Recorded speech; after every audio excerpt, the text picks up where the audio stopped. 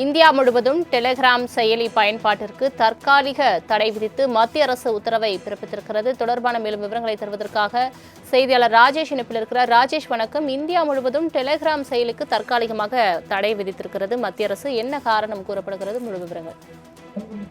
சலோமி, வணக்கம். வருகின்ற 22ஆம் தேதி நீட் மறுதேர்வு நடைபெற இருக்கிறது. இந்த நீட் மறுதேர்வு நடைபெறக்கூடிய சூழ்நிலையில் டெலிகிராம் பயன்படுத்துவதற்கு தற்காலிகமாக தடை விதித்திருக்கிறது மத்திய அரசு. இந்தியா முழுவதும் டெலிகிராம் பயன்பாட்டிற்கு தற்காலிக தடையை விதித்து மத்திய அரசு உத்தரவு பிறப்பித்திருக்கிறார்கள்.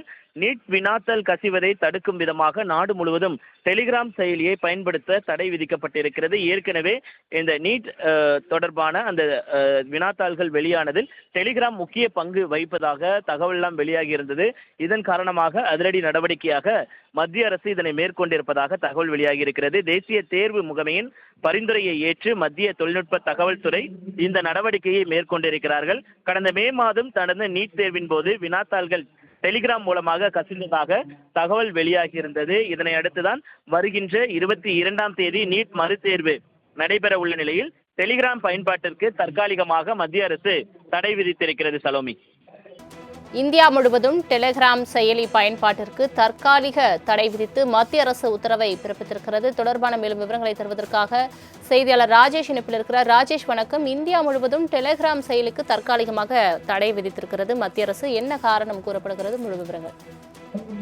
சலோமி, வணக்கம். வருகின்ற 22ஆம் தேதி நீட் மறுதேர்வு நடைபெற இருக்கிறது. இந்த நீட் மறுதேர்வு நடைபெறக்கூடிய சூழ்நிலையில் டெலிகிராம் பயன்படுத்துவதற்கு தற்காலிகமாக தடை விதித்திருக்கிறது மத்திய அரசு.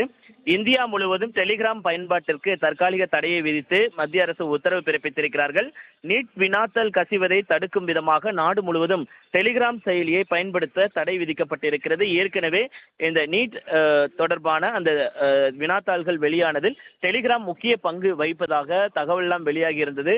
இதன் காரணமாக அதிரடி நடவடிக்கையாக மத்திய அரசு இதனை மேற்கொண்டிருப்பதாக தகவல் வெளியாகி இருக்கிறது. தேசிய தேர்வு முகமையின் பரிந்துரையை ஏற்று மத்திய தொழில்நுட்ப தகவல் துறை இந்த நடவடிக்கையை மேற்கொண்டிருக்கிறார்கள். கடந்த மே மாதம் நடந்த நீட் தேர்வின் போது வினாத்தாள்கள் டெலிகிராம் மூலமாக கசிந்ததாக தகவல் வெளியாகி இருந்தது. இதனை அடுத்துதான் வருகின்ற 22ஆம் தேதி நீட் மறுதேர்வு நடைபெற உள்ள நிலையில் டெலிகிராம் பயன்பாட்டிற்கு தற்காலிகமாக மத்திய அரசு தடை விதித்திருக்கிறது. சலோமி, இந்தியா முழுவதும் டெலிகிராம் செயலி பயன்பாட்டிற்கு தற்காலிக தடை விதித்து மத்திய அரசு உத்தரவை பிறப்பித்திருக்கிறது. தொடர்பான மேலும் விவரங்களை தருவதற்காக செய்தியாளர் ராஜேஷ் இணைப்பில் இருக்கிறார். ராஜேஷ், வணக்கம். இந்தியா முழுவதும் டெலிகிராம் செயலிக்கு தற்காலிகமாக தடை விதித்திருக்கிறது மத்திய அரசு. என்ன காரணம் கூறப்படுகிறது? முழு விவரங்கள்.